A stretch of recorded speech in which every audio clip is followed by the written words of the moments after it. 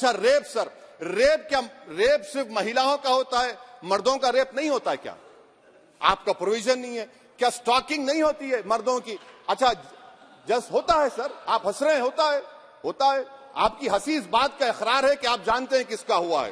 तो justice JS Verma sir, justice JS Verma का gender neutral बनाइए। अच्छा क्लॉज 69 को, क्लॉज 69 लव जिहाद आ गया, देखिए सर, क्लॉज 6 लव जिहाद आ गया, उसमें बियॉन्ड रीजनेबल डाउट प्रूव ही नहीं कर पाएंगे आप। अब उसमें क्या बताना पड़ेगा? सप्रेसिंग आइडेंटिटी, यानी अगर कोई महिला मोनू मानेसर चोमू चंडीगढ़ से इश्क करती है, बाद में उसको मालूम होता है कि वो मानेसर का नहीं है, चंडीगढ़ का नहीं है, तो क्या क्लॉज 69 एक्शन में आएगा? आप बताइए कि अच्छा अगर कोई ये कहेगा कि मेरा नाम कुछ नाम है, कई कुछ नाम होता है जो कॉमन नाम होता है मुसलमानों में, दीगर मज़ाहिब में, तो क्या वो सेक्शन अप्लाई होगा?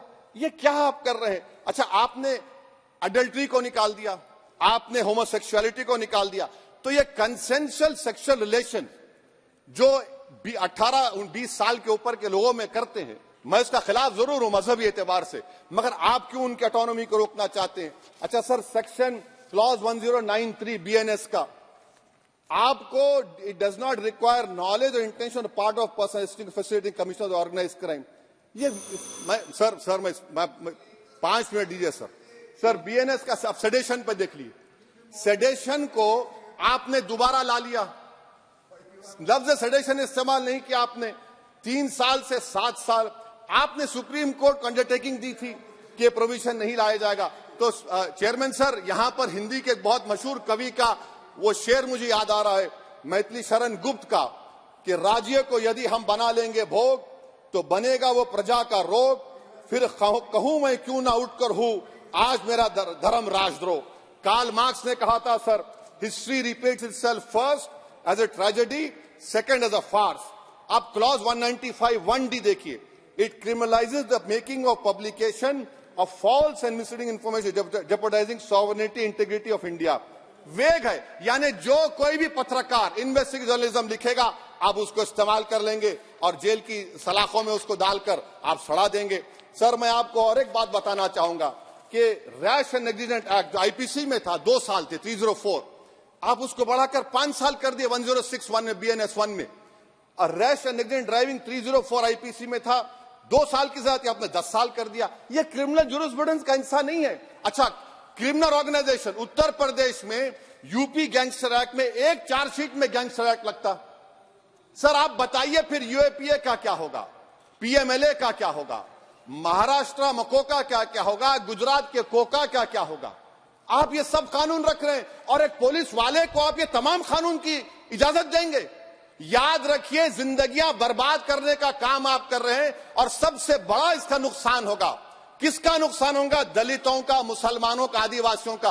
और वो पॉलिटिकल पार्टीज जो कल आज सत्ता में है, कल नहीं रहेंगे, वो बदले की भावना से काम करते हैं। सर मुझे पुलिस ने पीटा सर, 1999 22 दिसंबर को मेरे सर पर 20 टाके लगे, पीठ से लेकर पैर तक मारा गया। आपको मालूम सर क्या हुआ?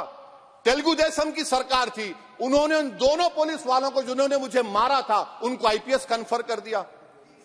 अरे चप्पन देखे बैठो तुम। प्लीज आप बैठ जाइए। टेररिज्म का देखिए सर, आप बैठ जाइए प्लीज। यूएपीए का सर मैं खत्म कर, टेररिज्म उनको रोकिए sir. Okay please sit down sir. Terrorism का डेफिनेशन में आप देखिए, यूएपीए का सेक्शन 16, यूएपीए का सेक्शन 16 क्लॉज 113 में आ गया, यूएपीए का सेक्शन 15 क्लॉज 131 में आ गया। देख लेंगे उसको, देख लेंगे। यूएपीए का आपत्तिजनक अंश निकाल दिए जाएंगे। यूएपीए का क्लॉज 18 113 4 में आ गया, यूएपीए का क्लॉज 18 113 3 में आ गया, यूएपीए का क्लॉज 20 113 5 में आ गया, यूएपीए का सेक्शन 19 113 6 में आ गया। अरे भाई साहब फिर क्या बचा है?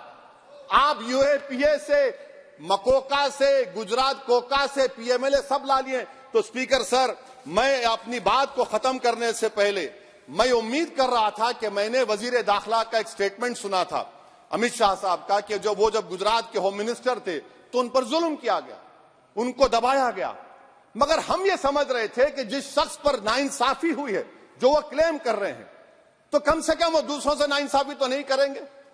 आप क्या कर रहे हैं? अरे ऐसे हजारों लोग हैं जिन पर जुल्म हो रहा है, ना उनके पास दलील है, ना उनके पास वकील है, ना उनके पास आजादी है। Thank तो you. ये तीन सर मैं आखिर एक लव ये तीनों कवानीन हमारे मुल्क की जमहूरियत के लिए, इन गरीब तबकात के लिए नुकसानदेह साबित होगा। और ये सरकार को मैं चार्ज दे रहा हूं, आप चेक रिपब्लिक में निखिल गुप्ता बैठा है, लेके आओ ना उसको। कुलभूषण यादव पाकिस्तान में बैठा है, लेके आओ ना। कतर में हमारे फौजी बैठे, लेके आओ ना उनको। अरे कहां तुम्हारी देशभक्ति है? अरे निखिल गुप्ता को लाओ, इस कानून में इस्तेमाल करो, मगर वो नहीं बोलेंगे। मैं इस कानून के मुखालिफत में खड़ा हूं जो भारत की जमहूरियत के लिए खतरा